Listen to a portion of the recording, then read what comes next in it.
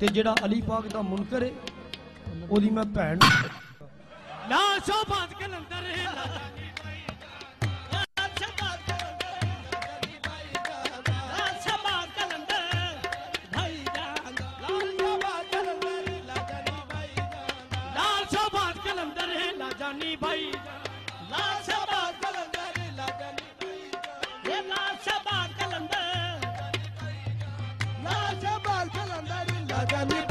لیکن یہ معرفت والے لوگ ہیں نا، جو ہی ظالم کے منہ سے گالی نکلتی ہے پھر پوری خوشی میں اتنا ناچتا ہے. لال شہباز قلندر کا نام لے کے کہتا ہے ادھر عرض کی تھی ادھر پوری ہو گئی. ہاں ادھر عرض کی تھی ادھر عرض کی تھی ادھر پوری ہو گئی. لال شہباز قلندر لاجانی بھائی جان، لال شہباز قلندر لاجانی بھائی جان،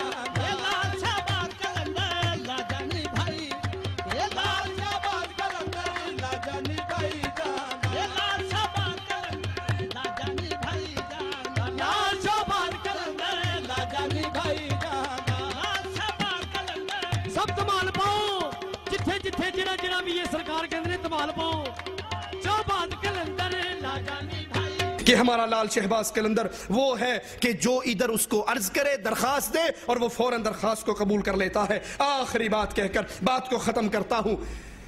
لوگ یہ اعتراض بھی کرتے ہیں ہماری ساری باتیں سن کر کہتے ہیں گلاں ٹھیک نے تو اڑیاں، لیکن ایک گل دسو. ہاں جی کیا؟ اگر یہ پیر بابا یہ بزرگ یہ عرس یہ میلے ٹھیک نہ ہوتے ہیں تو یہ ہزاروں کا مجمع درباروں پہ کیسے لگ جاتا ہے؟ مجھے یاد ہے میرے شیخ میرے استاد اللہ ان کی قبر کو جنت کا باغ بنائے، ان سے کسی نے کہا شاہ صاحب یہ دربار بڑے ٹھیک ہیں، یہ عرس بالکل میلے ٹھیک ہے. شاہ صاحب نے پوچھا کیوں؟ کہا دیکھتے نہیں ہو ہزاروں کا رش ہے، یہ پیروں کی کرامتیں ہیں. سائیں رحمت اللہ نے کہا یہ پیروں کی کرامتیں نہیں ہیں، یہ عورتوں کی کرامتیں ہیں. تم اگر دربار پہ بین لگا دو کوئی بی بی نہیں آئے گی طواف کرنے، کوئی بی بی نہیں آئے گی بابا جی کو دیکھنے، تو پھر کوئی نوجوان بھی یہ انہی کے چکروں میں آتا ہے. اور لال شہباز قلندر کے حج کو اس کے عرس کو دیکھیں، عورتیں باقاعدہ مردوں کے سامنے اپنے سینے کھول کے بال کھول کے دھمال ڈالتی ہیں، ناچتی ہیں، ناچ ناچ کے زمین پہ گر جاتی ہیں، بے ہوش ہو جاتی ہیں، پھر کھڑی ہوتی ہیں. نوجوان لڑکیاں ہیں اور ان کے سر کے بال کھلے ہوئے اور وہ اس بابے کی دھمال ڈال رہی ہیں، ناچ رہی ہیں. انہی کو دیکھنے کے لیے بدماش آتے ہیں.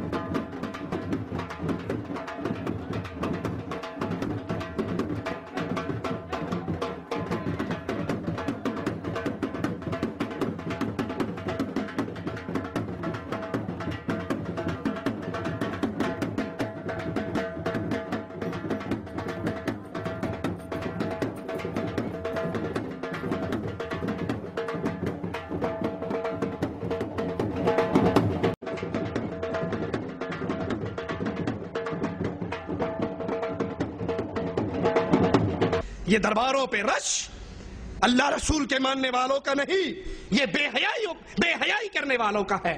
اور ان درباروں پہ آپ دیکھیں گے چرس عام ہے، ہیروئن عام ہے، پاؤڈر پینے والے عام ہیں، نشہ کرنے والے عام ہیں۔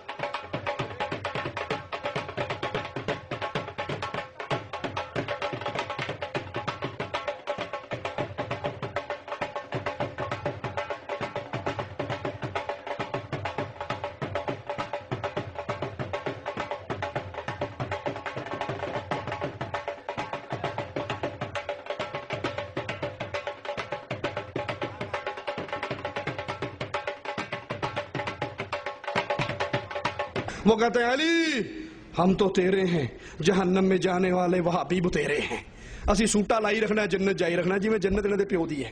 لا حول ولا قوت الا باللہ۔ جنت اللہ کی جنت ہے، اور مالک اعلان سنتے جائیے، انہو من یشرک باللہ فقد حرم اللہ علیہ الجنہ ومأواہ النار وما للظالمین من انصار۔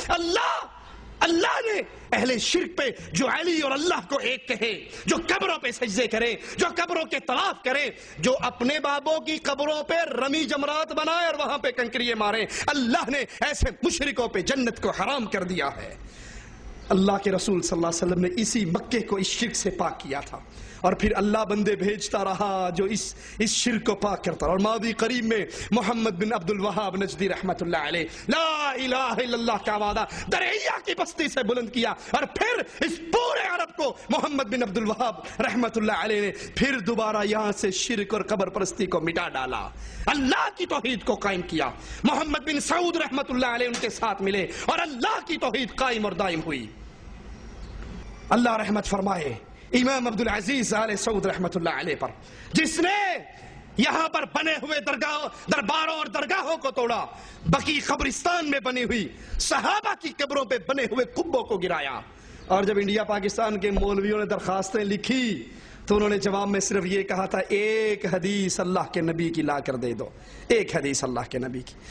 تم نے ترکیوں نے مٹی گارے کی بنائی تھی، امام عبدالعزیز آل سعود رحمت اللہ علیہ نے کہا میں سونے کی بناؤں گا۔ اور یہی جواب ملک فیصل رحمت اللہ علیہ نے دیا تھا بابا بھٹو سرکار کو۔ بھٹو سرکار کا بھی بہت بڑا عرس لگتا ہے، اور بہت بڑا دربار ہے ان کا گڑی خدا بخش میں. جب وہ لے کر گیا جناح کی قبر پہ تو انہوں نے کہا تھا کہاں لے کر آیا ہے؟ کہا بانی پاکستان کی قبر ایتھے سلوٹ مارنا ضروری مجبوری میں کمانا مجبوری ہے. کہا قبروں کے پجاریوں اگر ان قبروں کو پوجنا اسلام میں ہوتا، تمہارے پاس جناح کی قبر ہے، میرے پاس محمد رسول اللہ کی قبر ہے، میں اس کو سونے کی بنا کر پوجتا. اللہ ان کو جزائے خیر دے جنہوں نے اللہ کی توحید کو غالب کیا، قائم کیا اور شرک کو یہاں سے ختم کیا.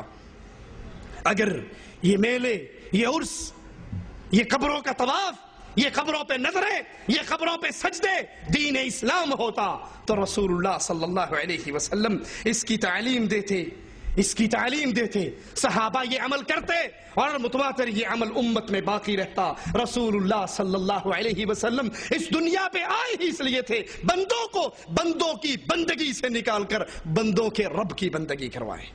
یہ توحید کی دعوت ہے لوگوں، اس کو سینے سے لگائیے. جان جاتی ہے تو چلی جائے. اللہ کی قسم کھا کر کہتا ہوں کوئی ڈر نہیں. کوئی مشرک کسی وقت بھی مار دے، جو رات قبر میں لکھی ہے وہ اوپر نہیں آ سکتی. ارے قسمت تو بھلی اس کی ہے جس کی جان عرش والے کے لیے چلی جائے، جس کی جان اللہ کی توحید کے آوازے کے لیے چلی جائے. نبی نے بھیجا تھا ایک صحابی کو، جاؤ اس بستی میں قولوا لا الہ الا اللہ کا آوازہ بلند کرو.